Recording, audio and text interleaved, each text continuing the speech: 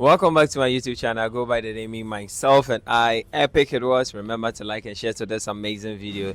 Today I'm here with this amazing, beautiful lady right here. Chica. Chica, what's up? Where are you from? I'm from Nigeria. Omo, how you dey? No, I'm fine. Omo, why you dey laugh now? What's the sauce? Maybe it's because of the way you said beautiful lady. Why you not be beautiful now? I don't just Hey, I guess. is it? I guess it's the way you said it. How is your experience so far in Ghana?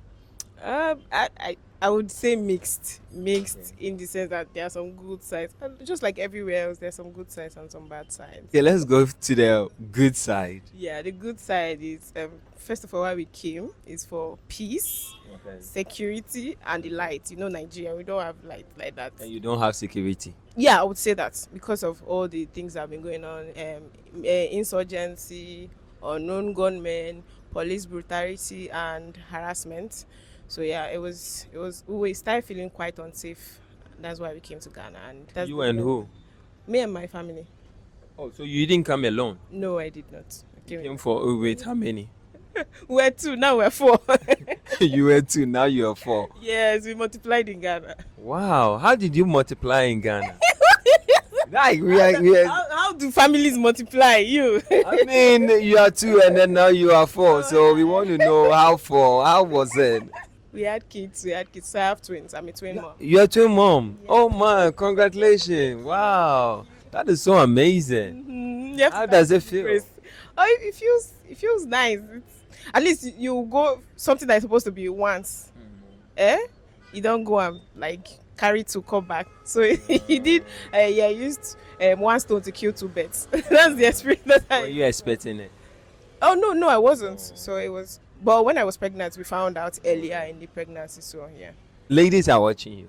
You understand? They've never given birth before and all that. So tell them your feeling and how excited getting to know when you were.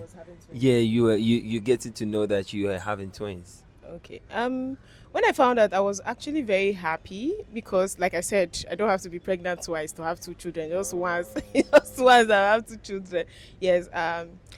Even though my pregnancy experience was not funny. It was not. Maybe it was just for me because I've heard stories of women that had twins and their own was not really that bad. Yeah. Because mine, they said the condition is called hyperemesis gravidanum, which is a situation where you can't keep anything down, even water. So I was vomiting everything. It got to the point that I had to be going to the hospital even more than it used to be weekly at some point, and at some point it was like up to 2 times in a week to go and add more fluid. So like my hands, I have a lot of IV. They had to be intravenously put back more fluid in my body. That's how I was able to survive the pregnancy. If not, I would probably have died. It was not funny. Yeah, I lost a lot of weight. I lost 10 kg. I was looking like a skeleton at some point. But yeah, it was not funny. But like having the kids was great. Like it was worth it. It was worth it in the end. Yeah, it was worth it in the end. But that's just my experience. Like other people, it might be different for them. How was it? You giving birth in Ghana? Like, how was the treatment hospital like for you in Ghana? There are not a lot of queues. You know, in Nigeria, we are plenty. Like population, but even in ATM, there is queue everywhere. So even in private hospitals, like you literally have to wait hours to see a physician for consultation only. Even when you are like really, really sick. So yeah, you have to be carried into the hospital on a stretcher before you are attended to immediately, like emergency wise. You get. So if you just come with maybe stomach ache, you have to wait. So, but like because they are not, I feel because your population is not too much, the wait period is not really that bad as compared to Nigeria. So seeing the doctor was easier and faster. You get. So I was well taken care of. Like, You're well taken. Yes. The only thing that I would mention is that the bills. Can we talk about the cost of living now? Because the bills, like how much I was spending on medicines, like some of the medications that I know how much I would have bought them in Nigeria, the price was more expensive. So like buying medicine, even the care, like the cost of seeing the doctor, everything was like times 2 of maybe what I would have spent in Nigeria. So yeah, it was expensive. Ghana is expensive. It is. It is. It's not expensive. How is Ghana expensive to you? Is it too much expensive that you can't afford even a water? No, now. If I cannot afford what, I would have trekked back to Nigeria by now. but just for context, I came to Ghana in 2021, and yeah, so maybe I'm still seeing Nigeria from the 2021 perspective, because things were way cheaper in Nigeria than in Ghana at the time. Like when we came, the only thing that me I know and I'm sure that I saw in the market that was cheaper here than in Nigeria was spring onions, and I keep saying it, spring onions. Yes, spring onions.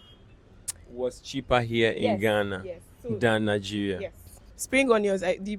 When I bought spring onions of 1 cedi, then it was like this heap of spring onions. To buy that quantity of spring onions in Nigeria at the time, I'll need like 500 naira, and 500 naira is like the equivalent of 5 cedis. Do you understand? So, but like buying things, like it took us a long time before we could buy chairs because of how ridiculously expensive furniture is here. You can attest to that. So even food, everything is expensive. So Even food is expensive. is food not expensive? Gary is not expensive. Yeah, I think dairy price is the same, but like generally carrots, oh cheese. So I think from my own small research, because a lot of things are imported here, I asked why onions is very expensive, and I was told the onions comes from Egypt. The carrots come Egypt. Yes, somebody told Ah, me. onion. Yes, yeah, my retailer, the person I buy from, she told me onions comes from Egypt here. Then the carrots also comes from other countries. You get, even the carrots, they sell it's cold from the fridge. So these things are imported. Yeah, but wow, that's Yeah. Egypt. Yeah, onions here in Ghana, it's imported. But Egypt, how can Egypt import I onions? don't know. I'm not. But Egypt is most of their land are desert, It's what I was told. right? Or am I lying? I'm just regurgitating No, information. no. I I don't know don't much think about so. I don't. Onions are not from Egypt to Ghana. Come on. Onions is imported here. Carrots is imported here. So that's why things are very expensive. Like in Nigeria, most of our food is grown in the north. So our onions, our carrots, all of those, even the spring onions I mentioned, bell peppers, they come from the north. So it's still produced within the country. The things that I'm sure we don't produce is like foods that grow in colder climates, like apple. Like apple comes from South Africa, and that one you can understand why it's expensive. You get. So yeah, I guess because of that, they have to pay tax, import duty, and all of that. So it's the consumers that end up paying these costs. So yeah. Leave your comments in the comment section. Let me know if it is true what she's saying. Like Egypt, Onions. yeah, onions. I would Like, like to know too. yeah, I would Somebody like. told me, yeah, the woman I buy from, I asked her why is it so. There's a way there's a way things are packaged that it's imported, that it's not locally grown. There is local onions. That one is different from the ones that they sell, like the way they bundle these sweet potatoes and Irish potato. So I was asking her, she told me because it's imported from Egypt. So I'm regurgitating what she told me. Let us know what she's saying in the comment section. How do Ghanaians treat you when they get to know your accent, when they get to know that you're from Nigeria and you're like, oh, how you did now? So in Nigeria, you can speak and nobody will know where you're from because like we're plenty. Once I open my mouth to speak to a Ghanaian, they just know from my accent that I'm a Nigerian. So like that's something that never used to happen to me in Nigeria. So yeah, once they say, "Oh, you're Nigerian," some of them will say, "Oh, I have a Nigerian friend." Like then they will now start saying, "My Nigerian friend is this, that. This is their name," and the person introduced me to a goosey soup. So they start talking about my food, Nigerian food that they liked and all of that. Yeah, so most Ghanaians like Nigerians. When we say Nigeria, okay, what are some of the things that you think Nigerians are doing that sometimes they get maltreated somehow, some way? Like house hunting, like you see a house you like, it's beautiful, it's within your budget, you speak with the agent and they say, oh, the landlord is taking people. It seems like Nigerians are really talking about this house hunting and everything. And it's because a lot of also in the comment section from other the landlord, they also have complaints about Nigerians living in their house. You understand? They are also their reason for everything. You have your reason, they have their reason. You understand? So it has to be in both sides to understand each other, because it's supposed to be like, oh, is the person who is trying to say Nigerians are really bad It's supposed not to be like that. And you two, you are saying it's because of them they are really bad. It's something in there. You understand? There is something in there. You can't just say, okay, you are not giving a Nigerian a house to live in, but you are giving a South African a house to live in, or you are giving a Kenyan to live in the house, but not a Nigerian. Why is it like that? So I can't specifically say the experiences the landlords have had. I'm sure they will be in a better position to say what their experience with Nigerians have been.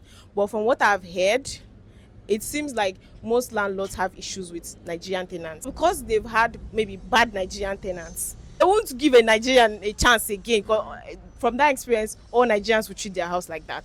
So it's understandable if you look at it from that aspect. You get.